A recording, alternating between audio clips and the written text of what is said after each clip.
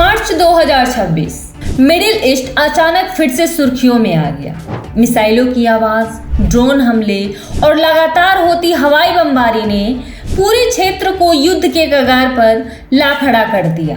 एक तरफ है इजराइल, मिडिल ईस्ट की सबसे ताकतवर सैन्य शक्तियों में से, और दूसरी तरफ ईरान, एक ऐसा देश जो खुद को पूरे क्षेत्र में पश्चिमी प्रभाव के खिलाफ खड़ा मानता है।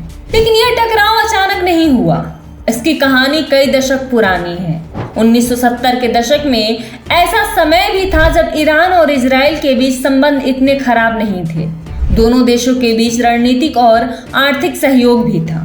लेकिन 1979 में ईरानियन रिवॉल्यूशन ने पूरे क्षेत्र की राजनीति बदल दी। क्रांति के बाद ईरान में नई इस्लामी सरकार सत्ता में आई।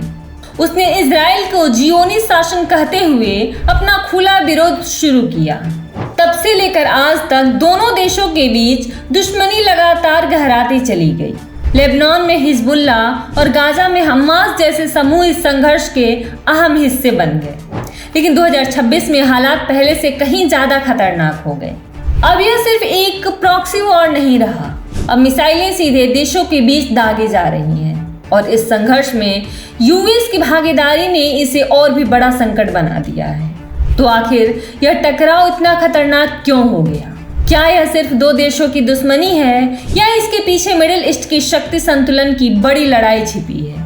और अगर यह युद्ध और फैलता है तो इसका असर पूरी दुनिया पर क्या होगा? आज के इस वीडियो में हम समझेंगे कि ईरान और इजराइल के बीच इस खतरनाक संघर्ष की पूरी कहानी क्या है। तो दोस्तों, सबसे पहले हमारे वीडियो को लाइक कर लीजिए और चैनल को सब्सक्राइब कर लीजिए। 2026 की शुरुआत में मिडिल ईस्ट पहले से ही तनाव के दौर से गुजर रहा था। सीमाओं के पार छोटे छोटे हमले, ड्रोन गतिविधियां और लगातार बढ़ती सैन्य तैयारियां इस बात का संकेत दे रही थी कि स्थिति सामान्य नहीं है। लेकिन फरवरी के अंत में हालात अचानक बदल गए। इजराइल पर ईरान समर्थित समूहों द्वारा किए गए कई हमलों ने पूरे क्षेत्र को हिला दिया। इन हमलों में रॉकेट और ड्रोन का इस्तेमाल किया गया, जिससे इजराइल ने इसे सीधे अपनी सुरक्षा के लिए गंभीर खतरा माना। जवाब में इजराइल ने तुरंत सैन्य कार्रवाई शुरू कर दी। कुछ ही दिनों के भीतर इजरायली वायुसेना ने कई लक्ष्यों को निशाना बनाया। लेकिन कहानी यहीं खत्म नहीं हुई। जल्द ही यूएस और इजराइल ने मिलकर बड़े पैमाने पर हवाई हमले शुरू कर दिए, जिनका निशाना थे ईरान से जुड़े सैन्य ठिकाने। इन हमलों में मिसाइल लॉन्च साइट्स, सैन्य अड्डे और रणनीतिक सुविधाओं को नष्ट किया गया। अब यह सिर्फ इनडायरेक्ट कॉन्फ्लिक्ट नहीं रहा था, बल्कि दो शक्तियों के बीच खुला सैन्य संघर्ष बन चुका था। मिडिल ईस्ट की राजनीति में एक नया मुद्दा ऐसा है जिसने वर्षों से तनाव को लगातार बढ़ाया है: ईरान का परमाणु कार्यक्रम। इजराइल का मानना है कि अगर ईरान परमाणु हथियार बनाने में सफल हो जाता है तो यह उसके अस्तित्व के लिए सबसे बड़ा खतरा बन सकता है। इसी डर ने पिछले कई वर्षों में कई गुप्त अभियानों को जन्म दिया। परमाणु वैज्ञानिकों की रहस्यमयी हत्याएं, साइबर अटैक और संवेदनशील परमाणु ठिकानों पर एक सीक्रेट ऑपरेशन, इन सब के पीछे अक्सर इजराइल की खुफिया रणनीति का शक जताया जा रहा है। दूसरी तरफ ईरान लगातार अपने परमाणु कार्यक्रम को आगे बढ़ाता रहा है। यही टकराव धीरे धीरे अविश्वास की एक गहरी खाई में बदल गया, और जब 2026 में क्षेत्रीय तनाव अपने चरम पर पहुंचा तो यह पुराना विवाद एक बार फिर सामने आ गया। एक ऐसा मुद्दा जिसने दोनों देशों के बीच संघर्ष और भी खतरनाक बना दिया। तो वहीं अब बात करते हैं 1979 की क्रांति की। 1970 के दशक में मिडिल ईस्ट की राजनीति आज से बिल्कुल अलग थी। उस समय ईरान और इजराइल दुश्मन नहीं, बल्कि शांत सहयोगी थे। ईरान के Shah Mohammad Reza Pahlavi Middle East को मॉडर्न और प्रो वेस्टर्न दिशा में ले जा रहे थे। तेल, व्यापार और इंटेलिजेंस कोऑपरेशन, इन सब में इजराइल और ईरान साथ में काम करते थे। लेकिन 1979 में मिडिल ईस्ट की राजनीति हमेशा के लिए बदल गई। सड़कों पर लाखों लोग उतर आए। राजनीतिक असंतोष ने एक विशाल क्रांति का रूप ले लिया, और फिर हुआ ईरानियन रिवॉल्यूशन। शाह की सत्ता खत्म हो गई और सत्ता में आए एक नेता, आयतुल्ला खमैनी। उन्होंने ईरान को एक इस्लामिक रिपब्लिक में बदल दिया। नई सरकार की आइडियोलॉजी साफ थी। उनके लिए इजराइल कोई देश नहीं था, बल्कि मिडिल ईस्ट में एक इलेजिटिमेट स्टेट था। यहीं से शुरू हुआ जियोपॉलिटिकल रिवेलरी, जो आज भी मिडिल ईस्ट की राजनीति को शेप कर रही है। 4 दशक के बाद ईरान और इजराइल सिर्फ राजनीतिक प्रतिद्वंदी नहीं रहे, वे मिडिल ईस्ट के सबसे बड़े स्ट्रेटेजिक एनिमीज बन चुके हैं।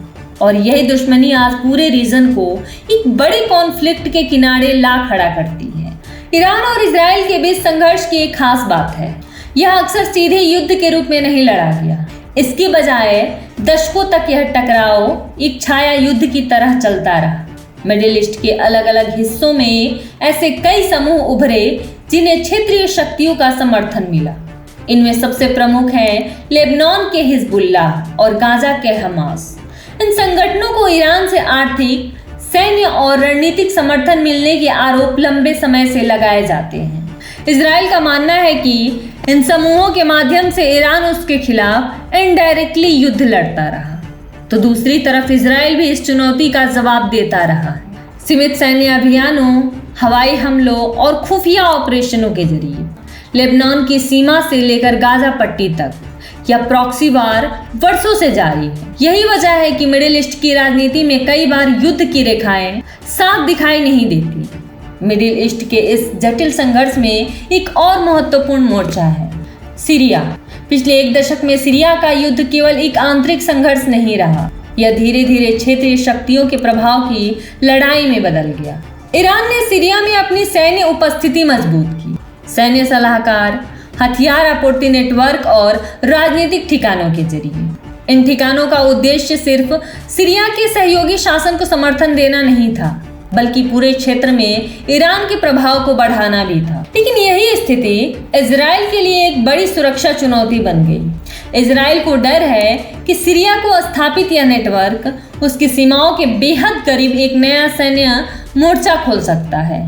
इसी वजह से पिछले कुछ वर्षों में इजराइल ने सीरिया के अंदर कई बार सटीक हवाई हमले किए हैं, जिनका लक्ष्य ईरान से जुड़े सैन्य ठिकानों और हथियार आपूर्ति मार्ग है।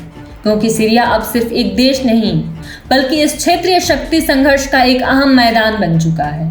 एक तरफ ईरान, जो पिछले कुछ दशकों में वेस्ट एशिया में अपने प्रभाव को लगातार बढ़ाने की कोशिश करता रहा है।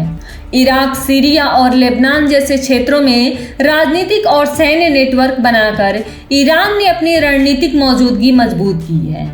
तो दूसरी तरफ है इजराइल, जो खुद को एक ऐसे क्षेत्र में घिरा हुआ मानता है जहां कई शक्तियां उसके खिलाफ खड़ी हो सकती हैं।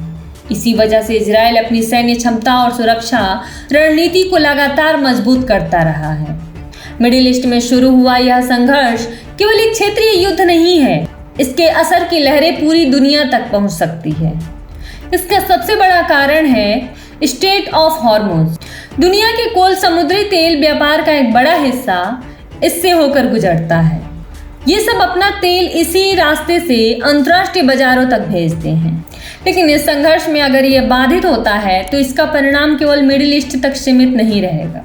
तेल की कीमतें तेजी से बढ़ सकती हैं, एनर्जी मार्केट अस्थिर हो सकते हैं और वर्ल्ड इकोनॉमिक पर दबाव बढ़ सकता है।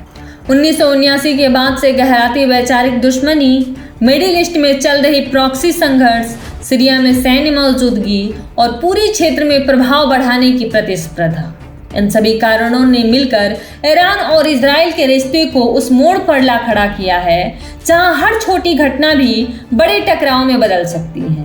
आज ईरान और इजराइल के बीच बढ़ता यह टकराव सिर्फ क्षेत्रीय संकट नहीं है, इस पर पूरी दुनिया की नजरें टिकी हुई हैं। अगर आपको ये वीडियो नॉलेजेबल लगे तो ये वीडियो लाइक करें और चैनल को सब्सक्राइब करना ना भूलें।